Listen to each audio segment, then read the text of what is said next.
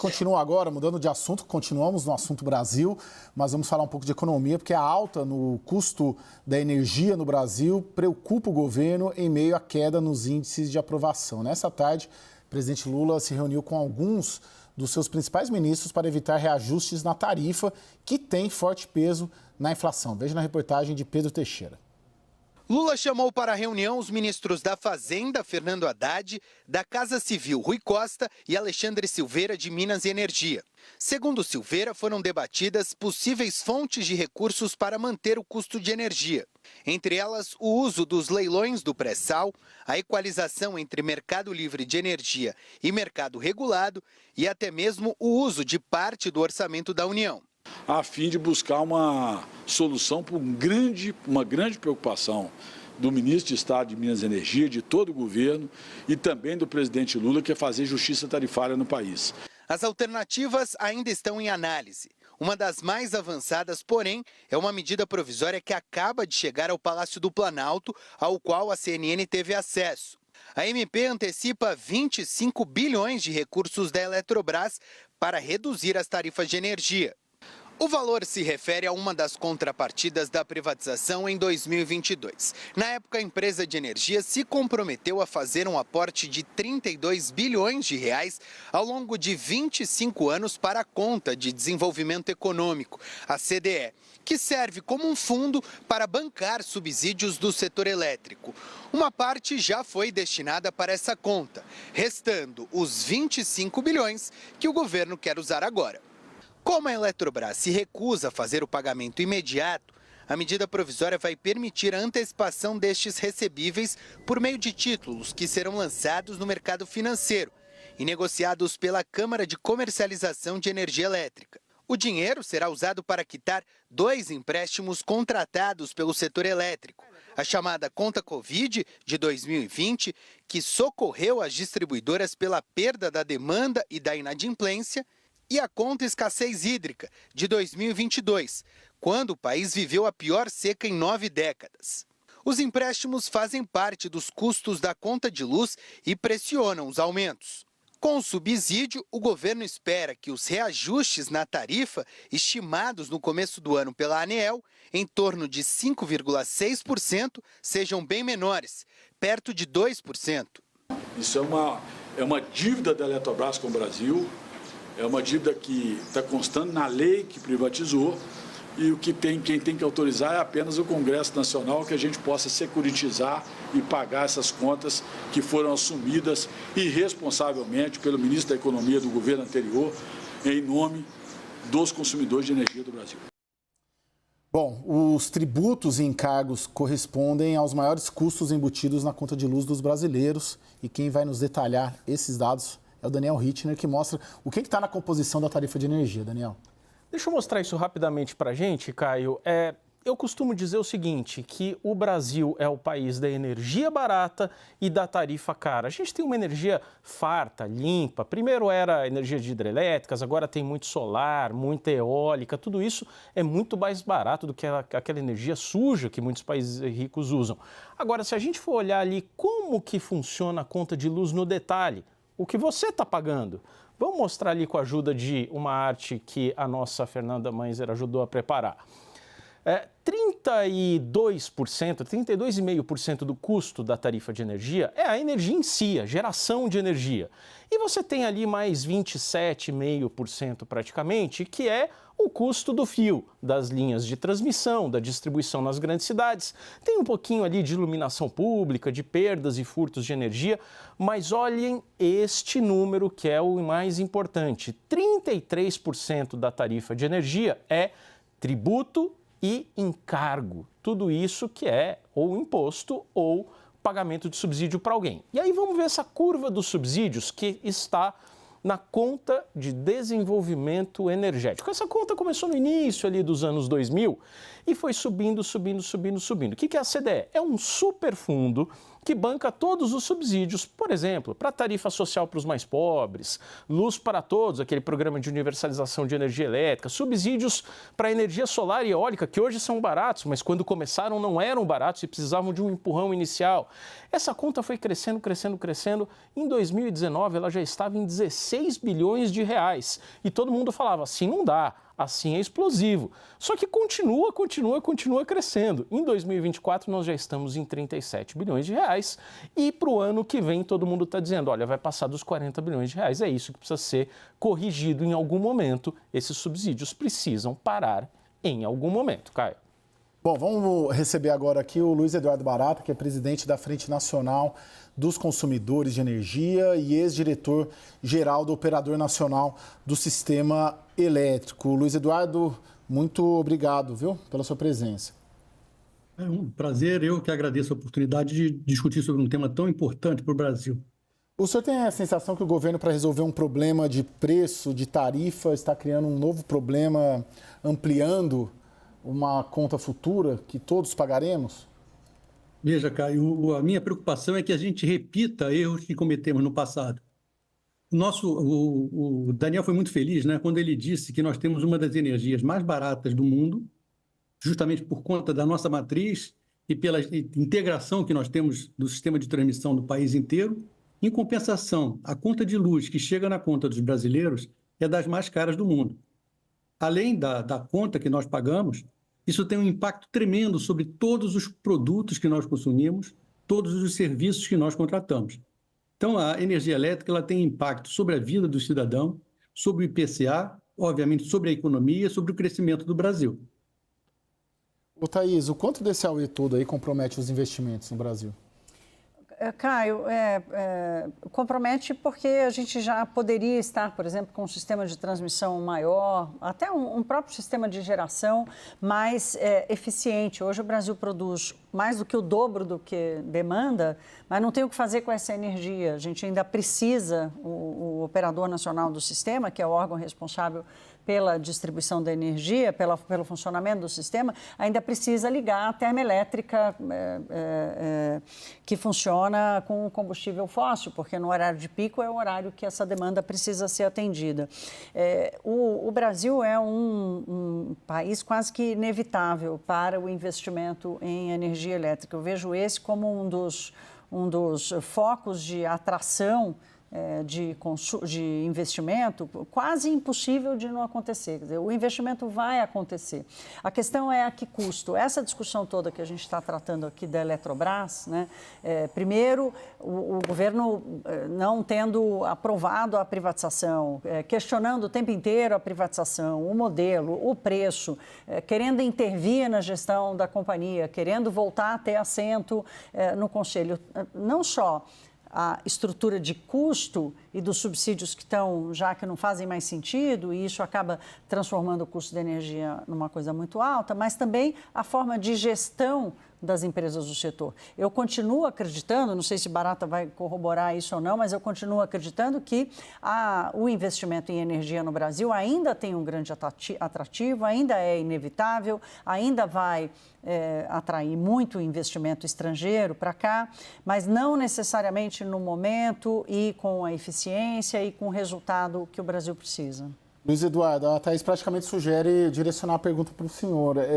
Continua atrativo, continua relevante para o investidor investir no Brasil?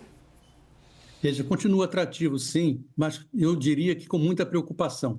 Muita preocupação, porque nós, felizmente, não temos qualquer tipo de risco de abastecimento de energia, porque já foi, inclusive, comentado, que nós temos hoje uma capacidade instalada muito superior à nossa demanda, apesar de, em determinadas horas, precisar ligarmos térmicas. O grande receio que nós temos, e eu posso dizer que é compartilhado por uma série de investidores, é um risco de um colapso econômico-financeiro do setor. O modelo que nós temos hoje, o arcabouço setorial que nós temos hoje, ele foi concebido em 1998 e depois ele foi, eu diria, aprimorado no governo do presidente Lula, pela ministra Dilma Rousseff. A partir da segunda década desse milênio que nós vivemos, a nossa matriz sofreu uma mudança profunda com a chegada das renováveis e o nosso lado do consumo, uma mudança profunda pelo crescimento do mercado livre e, mais recentemente, pelo surgimento da geração distribuída. Isso faz com que haja toda a estruturação que nós temos hoje, em termos de planejamento, operação e operação comercial, tenha que ser revisto, mas tenha que ser revisto com profundidade. Porque, você inclusive comentou, Caio, nós tentamos resolver um problema. E ao resolver o problema sem olhar o todo, nós criamos outros problemas. Não é demais lembrar como... Posso pegar desse ponto, doutor Barata? Porque Claro, o que o senhor está dizendo, o senhor está fazendo um histórico muito resumido aqui do setor e o Edivaldo Santana é ex-diretor da ANEEL, hoje professor da Universidade Federal de Santa Catarina, me mandou hoje um quadro me mostrando o seguinte: desde 2002 nós tivemos no setor elétrico nada menos que 24 medidas provisórias tratando de energia como um todo que passam pelo Congresso e tenho experiência de cobertura. Elas chegam de um jeito no Congresso e saem de outro completamente diferente. Em geral, com uma previsão de muito mais subsídios do que elas chegam ao Congresso. Qual tem sido esse custo do Congresso imposto e pago pela sociedade como um todo? O que está em risco agora, por exemplo? Olha, o risco é enorme, porque na mesma medida em que se fala na necessidade de reduzir o custo da energia, seja para os consumidores regulados, seja para os consumidores livres. Nós vemos medidas, tanto no Legislativo, como mais recentemente no Executivo, que vão fazer aumentar a energia. Essa medida provisória que circula, eu confesso que ainda o texto da minuta não vi, mas o que se comenta é numa ampliação de subsídios para as usinas renováveis por mais 3 anos. Recentemente, no final do ano passado, a Câmara dos Deputados aprovou um projeto de lei e foi bastante divulgado, era para a regulamentação das usinas eólicas offshore. O projeto que veio do Senado era um projeto bom, um projeto que precisa avançar, e ele recebeu emendas, Daniel, que vão, se aquelas emendas forem mantidas, elas vão aumentar aquela conta que você mostrou lá, que está em 37 bilhões, para mais de 25 bilhões por ano. Então, o discurso que nós temos ouvido, e esse é, digamos assim, diria que é a grande briga da Frente Nacional dos Consumidores de Energia, vamos deixar de falar e vamos fazer. Agora, para fazer, tem que fazer direito. Os problemas que nós temos são problemas complexos. O sistema ele é um sistema altamente intricado e obviamente, cobre o país inteiro e ele não pode ser atacado de forma pontual. Repito, nós já tivemos soluções no passado que, num primeiro momento, pareciam a salvação da pátria e criaram problemas tremendos para frente. Um desses problemas foi citado aqui, é uma das contas. A primeira das contas, a conta ACR, ela decorre da medida provisória 579, que reduziu as tarifas e, poucos anos mais tarde, obrigou um enorme aumento tarifário. Então, eu acho que esse ponto que o Barata está trazendo aqui da MP 579, Barata, foi um marco importante aí, divisor de percepção sobre o setor, e que ali sim atrasou muito o investimento no Brasil, porque gerou uma insegurança jurídica absurda e muitas empresas praticamente quase quebrou o setor elétrico no Brasil, por incrível que pareça.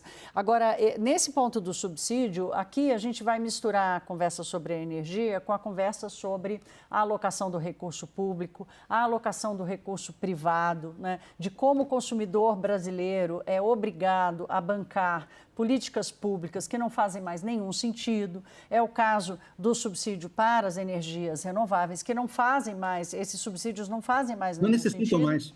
Não é, Barata, não fazem nenhum sentido. Exatamente. Só que, assim, o consumidor brasileiro não tem escolha, porque ele não tem como escolher uma distribuidora diferente, uma fonte diferente, ele é obrigado a fazer isso. O sistema não suportaria um modelo diferente, quer dizer, vai precisar fazer uma transição absurda da infraestrutura de todo o sistema operacional de energia no Brasil para que o consumidor brasileiro nós, o caseiro de casa, a gente possa escolher a distribuidora que vai nos fornecer energia, mas, de qualquer forma, enquanto isso não acontece, essa conta que o Daniel trouxe, de quanto custa o subsídio, de qual é essa conta, de coisas que o brasileiro nem sabe o que faz. Eu fui fazer o levantamento, são 10, 11, 12 programas, muitos deles que não fazem sentido.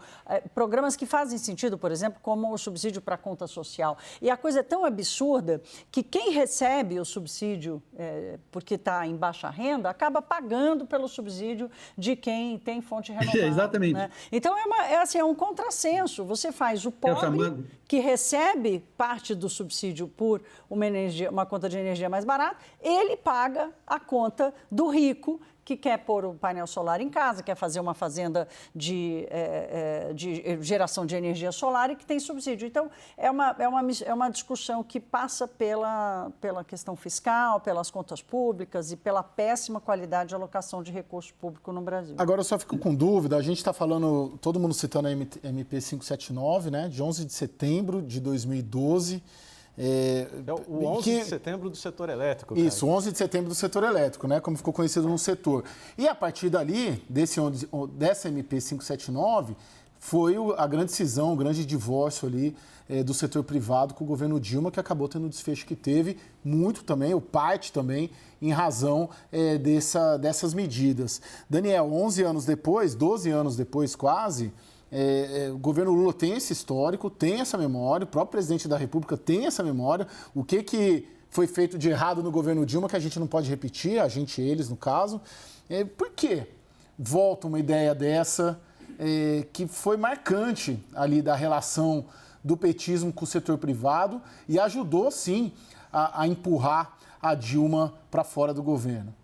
Caio, conta de luz acima da taxa média de inflação é sempre desgastante, é sempre uma notícia ruim para o eleitor, para o consumidor, para todo mundo. Ninguém gosta de pagar tarifa de energia alta. E os governos se sentem muito tentados a ter alguma medida curto-prazista, eleitoreira, que possa entregar imediatamente. Bom, a Eletrobras, quando privatizada em 2022, ficou devendo, um dos dispositivos era entregar 32 bilhões de reais ao longo de 25 anos para a CDE, esse superfundo do setor elétrico que eu mencionei no início. Jair Bolsonaro fez o seguinte, não, isso está muito a conta-gotas, deixa eu fazer o seguinte, deixa eu antecipar 5 bilhões aqui e colocar esses 5 bilhões, em vez de ser praticamente um bilhão por ano, deixa eu colocar 5 bilhões no ano da graça das eleições de 2022, como se uma coisa não tivesse nada a ver com a outra.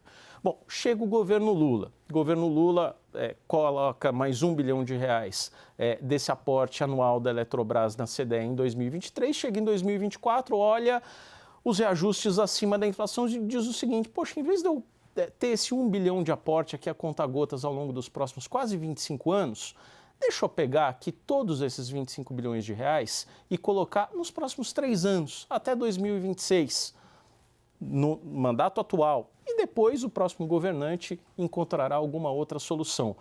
Parece que isso resume a mentalidade curto-prazista, independentemente do partido ou do nome de quem governa o país. Gente, falando de energia, hoje o ministro de Minas e Energia, Alexandre Silveira, disse que pediu para a Agência Nacional de Energia Elétrica a abertura de um processo disciplinar contra a distribuidora Enel, em São Paulo. O objetivo é investigar falhas e o descumprimento de obrigações contratuais na prestação de serviço. Vamos ouvir o ministro. Foram reiteradas as vezes que a Enel descumpriu com pagamento de multas aplicadas pela ANEEL e em descumprimentos contratuais inequívocos, claros, cristalinos, por parte da Enel. Eu entendo que a Enel é um grande problema na distribuição de energia do país.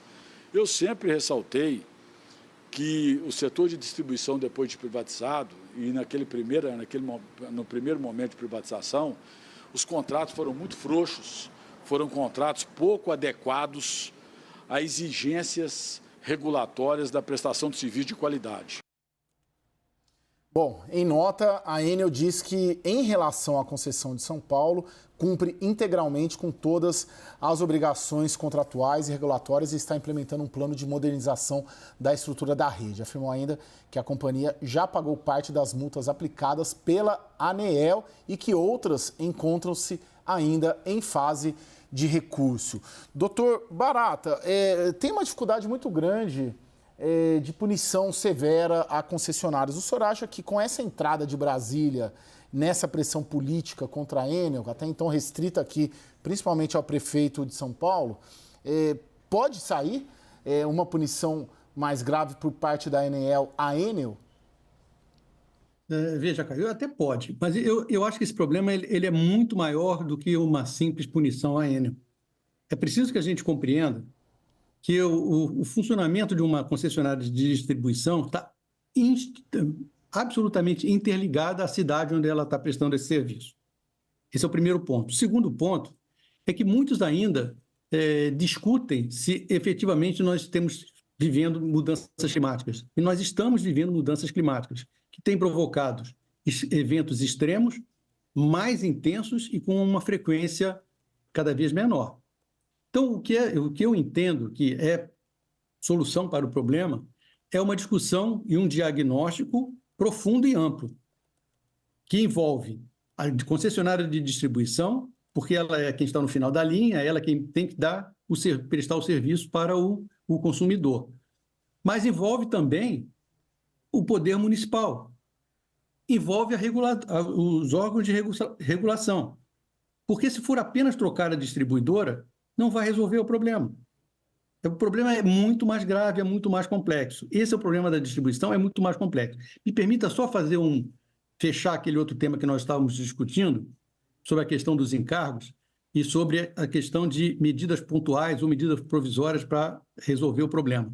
O que nós precisamos, a exemplo do que foi feito na área da fazenda, da economia, uma reforma tributária, nós precisamos fazer uma reforma do arcabouço setorial.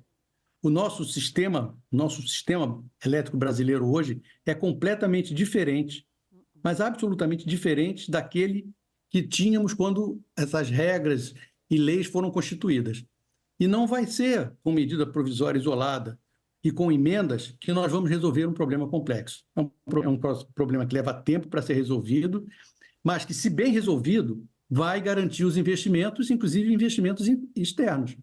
Se não for resolvido, fará com que os investidores externos fiquem preocupados e que tenham dificuldade para, nas suas matrizes, conseguir trazer dinheiro para o Brasil, porque não se sabe o que vai acontecer, que emenda será aprovada. Como eu comentei, essa emenda que voltou ao Senado, ela pode incorporar mais de 25 bilhões de reais. Ela amplia para 2045 subsídio para o carvão mineral. Então, são coisas que são muito complexas e são muito fora de sentido. Então, isso só vai se resolver se nós tivermos a coragem de botar em cima da mesa esse conjunto de problemas que temos e dar uma solução ampla, que não é para resolver em 1 mês, nem 3 meses, é solução para anos. O Daniel, bem rapidamente, para a gente chamar o intervalo, por que Brasília entrando agora no caso Enel?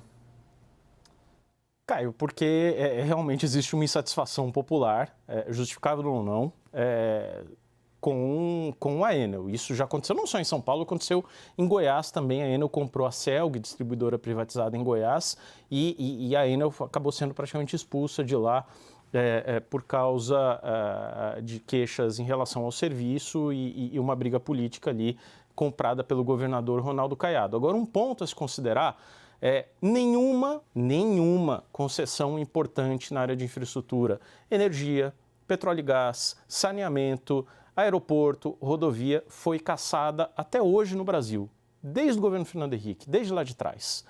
Me parece, e eu não estou falando de Enel, me parece que enquanto alguma concessão relevante não for cassada ou não for renovada com cláusulas muito diferentes, ninguém vai levar a ameaça de uma punição a sério. Bom, Dr. Luiz Eduardo Barata, presidente da Frente Nacional dos Consumidores de Energia, ex-diretor-geral do Operador Nacional do Sistema Elétrico, muito obrigado por estar aqui conosco. Eu é que agradeço a oportunidade. Boa noite. Meus amigos,